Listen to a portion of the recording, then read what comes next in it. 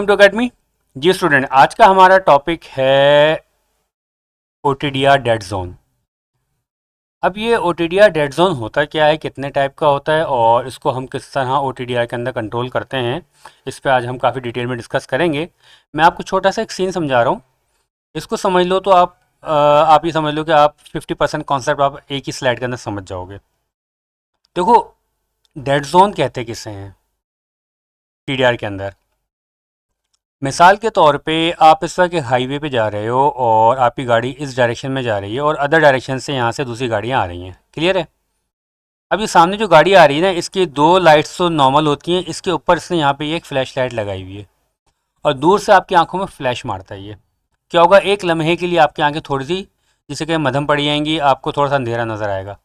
और वही हरकत अगर ये करीब आके करे और यहाँ से आपकी आंखों में फ्लैश लाइट मारे तो आपकी आंखों में बहुत ज़्यादा अंधेरा आ जाएगा, आप थोड़ी देर तक देखने के काबिल नहीं रहोगे क्योंकि लाइट की इंटेंसिटी बहुत ज़्यादा आपकी आंख में पड़ेगी। तो आप टेम्परेरी तौर पे ब्लाइंड हो जाओगे और आपकी नज़रों के लिए, आपकी आई साइट के लिए वो टाइम जितनी देर आप ब्लाइंड रहोगे वो डेड जोन कहलाएगा, यानी आप देख नहीं सकोगे। और इसमें थोड़ा इसको रिकवर होने में ऑटोमेटिकली रिकवर होता है और थोड़ा टाइम लगता है। यही स्टोरी होती है आपके ओटीडीआर के साथ जब वो ऑप्टिकल फाइबर के अंदर टेस्टिंग करता है। किस तरह करता है और डेड जोन क्या होता है, आज हम डेड जोन के बारे में काफ़ी डिटेल में डिस्कस करेंगे। देखो, ओटीडीआर के अंदर डेड जोन को समझने के लिए ना आपको दो चीज़ें पता होनी चाहिए। नंबर वन कि ऑप्टिकल फाइबर काम कैसे करता है, नंबर टू ओटीडीआर कैसे काम करता है। तो इन दोनों पे अलग अलग वीडियोस में बना चुका हूँ, तो आप वो देख लीजिएगा। लेकिन यहाँ पे खैर मैं एक स्लाइड के अंदर इसको क्विक रिव्यू देता हूँ, देन हम डेड जोन की जानिब आते हैं। देखो, ऑप्टिकल फाइबर के सेंटर में जो एरिया होता है ना, ये इसे हम कहते हैं कोर, और ऊपर इसके एरिया होता है जिसे हम कहते हैं क्लैड। क्लियर है? और आपको पता है कि कोर का रिफ्रैक्टिव इंडेक्स ज़्यादा होता है एज़ कम्पेयर टू क्लैड के। इसको मैं कोर को सी आर से रिप्रेजेंट कर रहा हूँ, क्लैड को सी डी से रिप्रेजेंट कर रहा हूँ। अब जो लाइट ट्रैवल करती है ना, वो कोर के अंदर ट्रैवल करती है, तो चैनल रिफ्लेक्शन के थ्रू यहाँ पे ये लाइट ट्रैवल कर रही है। ये है ऑप्टिकल फाइबर की वर्किंग, जो मैंने बहुत शॉर्ट अंदाज में आपको समझा दी। अच्छा, अब अगर इस ऑप्टिकल फाइबर को टेस्ट करना हो तो हम क्या करते हैं, हम ऑप्टिकल फाइबर के स्टार्टिंग में यहाँ पे लगाते हैं OTDR। सही है? ये OTDR क्या करता है, ये लेज़र डायोड की मदद से लाइट को फायर करता है अपना ऑप्टिकल फाइबर के अंदर। यहाँ तक बात क्लियर हो गई? अच्छा, अब ये फाइबर को चेक कैसे करता है, ये चेक ऐसे करता है कि OTDR के यहाँ पे लगे हुए होते हैं लाइट सेंसर्स। ये फायर हो गई, लेकिन वहाँ से जो लाइट रिटर्न आएगी ना, उसको सेंस ये लाइट सेंसर्स करते हैं। अब वहाँ से कौन सी लाइट रिटर्न आती है, तो फाइबर के अंदर जब भी OTDR लाइट को फायर करता है ना, तो वहाँ से दो टाइप की लाइट रिटर्न आती है। एक कहलाती है रेली बैक स्कैटरिंग और एक कहलाती है फ्रेस्नेल रिफ्लेक्शन। अब रेली बैक स्कैटरिंग क्या होती है? रेली बैक स्कैटरिंग ये होती है कि ये जो कोर होती है जिसमें ये लाइट ट्रेवल करती हुई जा रही है, ये 100% प्योर नहीं होती, इसमें कहीं कहीं इम्प्योरिटीज़ होती हैं। सही?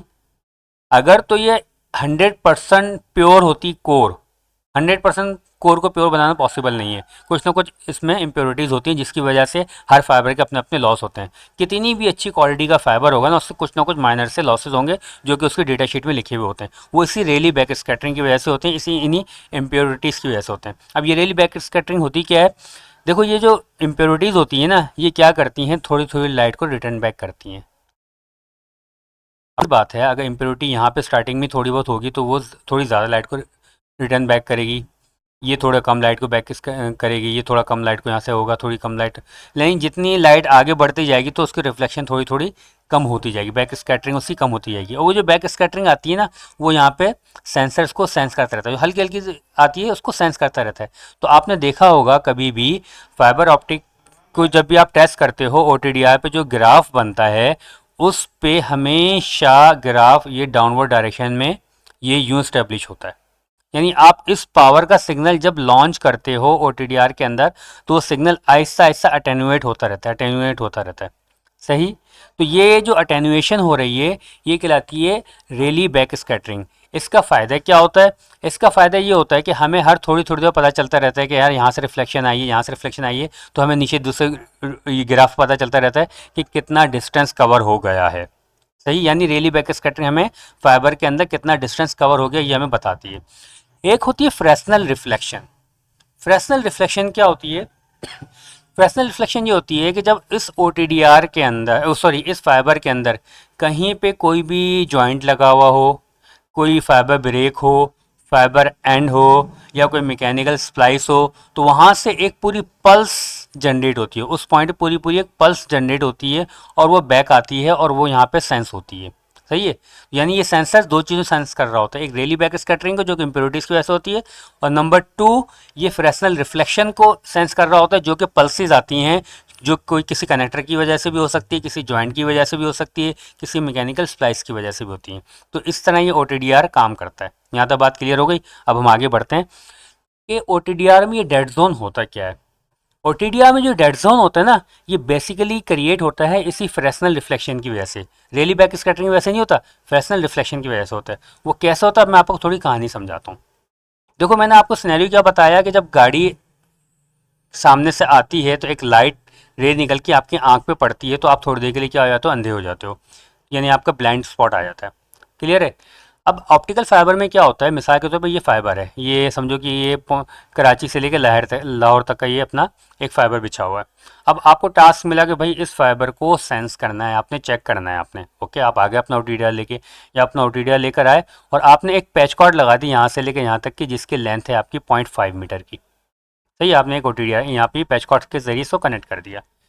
जैसे ही आपने यहाँ से अपना लेज़र डायोड ऑन किया, उसने क्या किया, यहाँ पे लाइट मारी यहाँ पे कि भाई लाइट आगे जाएगी, और जो अपना रेली बैक स्कैटरिंग की वजह से या फ्रेस्नेल रिफ्लेक्शन की मदद से मेरे पास ग्राफ बनेगा यहाँ पे, मैं उसको देख लूँगा कि क्या सेंस है, तो मसला है। लेकिन अब आप एक बात देखो, ये पहले ही लगा हुआ है आपका ये कनेक्टर। सही है, यानी जैसे ही आपका लेज़र डायोड पड़ा, ये कनेक्टर लगा हुआ है आपका, और आपको पता है कि जो कनेक्टर लगा हुआ होता है ये 100% तो आप केबल के साथ जो है फ्यूज़ तो नहीं होता ना, थोड़ा बहुत बीच में एयर गैप होता है। तो यहीं से ही पहली आपके पास रिफ्लेक्शन पड़ी, फ्रेस्नेल रिफ्लेक्शन, यहीं से फ्रेस्नेल रिफ्लेक्शन जनरेट हो गई। क्यों? क्योंकि आपको पता है कि ऑप्टिकल फाइबर के अंदर जब तक आपको प्योर कोर मिलती है, कोर का मिलता है तो आपकी लाइट आगे बढ़ती रहती है, लेकिन जहाँ पे कहीं पे भी जॉइंट आते हैं तो वहाँ से फ्रेस्नेल रिफ्लेक्शन एक लाइट जनरेट होती है। क्यों जनरेट होती है? क्योंकि जब एयर गैप आ गया यहाँ पे, और यहाँ पे अपना गिलास है, यहाँ पे एयर गैप है, तो यहाँ पे जस्ट लाइक ये शीशा के तौर पे बिहेव करता है और लाइट टकरा के मैक्सिमम लाइट रिटर्न बैक हो जाती है। सही है। इसी तरह यहाँ पे जो ये कनेक्टर लगा हुआ है ना, यहीं से ही फ्रेस्नेल रिफ्लेक्शन एकदम इसको मारती है। जब फ्रेस्नेल रिफ्लेक्शन जैसे ही यहाँ से इसको बैक करती है ना, तो यहाँ पे जो इसका सेंसर लगा हुआ होता है जिसने बैक आने वाली लाइट को सेंस करना होता है, वो थोड़ी देर के लिए अंधा हो जाता है। उसको समझ में नहीं आता कि यार इतनी तेज़ लाइट मेरे ऊपर पड़ी है, तो उसको नज़र नहीं आता थोड़ी देर। लेकिन लाइट जो अच्छी खासी लाइट यहाँ पे पड़ गई उसको, लेकिन बाकी लाइट तो आगे बढ़ी ना। अब लाइट जो आगे बढ़ रही है, तो यहाँ पे ये एक और आपका कनेक्टर आ गया। इसने बहुत, ये वाले कनेक्टर ने बहुत तेज़ आपको रिफ्लेक्शन मारी, इसने थोड़ी सी कम मारी आपको। लेकिन इसकी रिफ्लेक्शन ही इतनी ज़ोरदार थी पहले वाले की, कि इस वाले की इसने सेंस ही नहीं करी, क्योंकि ये अंधा हुआ हो गया था उस दौरान में। लाइट मज़ीद आगे बढ़ी, ये कनेक्टर लगा हुआ जॉइंट लगा, इसके भी थोड़ी बहुत रिफ्लेक्शन बैक आई, लेकिन इसने इसको सेंस ही नहीं करा। क्यों? क्योंकि इसको टाइम लगेगा रिकवर होने में। लेकिन जैसे ही समझो लाइट थोड़ी आगे पहुंची, तो 5 सेकंड में या 10 सेकंड के अंदर यहाँ पे लाइट पहुंची, तो अब ये रिकवर हो गया। अब इसके बाद कोई भी जॉइंट आएगा ना, वहाँ से जो रिफ्लेक्शन आएगी ये इसको सेंस कर सकता है। तो ये जो एरिया था ना, जिस दौरान में ये अंधा रहा, इसको नज़र नहीं आया, तो इससे हम कहते हैं ये ओ का डेड जोन यहाँ पे क्रिएट हुआ। यहाँ तक बात क्लियर हो गई? अच्छा, होपफुली ये बात समझ में आ गई होगी। Dead zone is the distance after a strong reflective event when the OTDR cannot accurately detect or measure another event। यानी इतना स्ट्रॉन्ग उसका रिफ्लेक्शन पड़ा कि अब वो किसी दूसरे इवेंट को डिटेक्ट नहीं कर सकता थोड़ी देर तक। A high power reflective signal returns to the OTDR। The OTDR receiver becomes saturated. The receiver needs time to recover. During this recovery time, nearby events cannot be properly detected। करीबी event जो होते हैं, जो करीब करीब होते हैं, वो डिटेक्ट नहीं हो सकते हैं। हाँ, जब रिकवर हो जाएगा वो, तो जो दूर वाले इवेंट है उनको वो डिटेक्ट कर लेगा। This recovery distance is called the dead zone. ये जो पूरा डिस्टेंस है जहाँ तक इसको रिकवर होने टाइम लग गया, इस डिस्टेंस को हम कहते हैं इसका डेड जोन है। अब डेड जोन जो है ना बेसिकली दो टाइप के होते हैं, एक कहलाता है अटेन्यूएशन डेड जोन और एक कहलाता है आपका इवेंट डेड जोन। ये जो अभी मैंने सारी एक्सप्लेनेशन की ना कि जो पहले वाले कनेक्टर से जो रिफ्लेक्ट बैक हुआ तो वो था अटेन्यूएशन डेड जोन, क्योंकि वहाँ पे आपका मैक्सिमम सिग्नल अटेन्यूएट हो गया था। तो जब आप जब भी देखोगे किसी भी OTDR DDR पे जब चेकिंग करोगे ना तो स्टार्टिंग का ना ये पहली पल्स है ना ये आपके अटेन्यूएशन डेड जोन को शो करती है। यानी इस पावर की आपने समझो 10 dB का आपने सिग्नल जनरेट किया, लेकिन एकदम हाई पल्स यहाँ पे जनरेट हुई, बैक पे आपको रिफ्लेक्शन पड़ी है आपको, तो ये सिग्नल एकदम ये आपको हाई यूँ पावर पर जाएगी, पे ये कम होके अब यहाँ से पे ये नॉर्मल ये स्टार्ट हो गया। तो ये जो एरिया थोड़ी देर तक रहा ये आपका अटेन्यूएशन डेड जोन था, क्योंकि इसमें मैक्सिमम आपकी ऑप्टिकल फाइबर यहाँ पे अटेन्यूएट हो गई थी। इसको रिकवर करने के लिए हम क्या करते हैं, इसको रिकवर करने के लिए हम इस्तेमाल करते हैं लॉन्च केबल।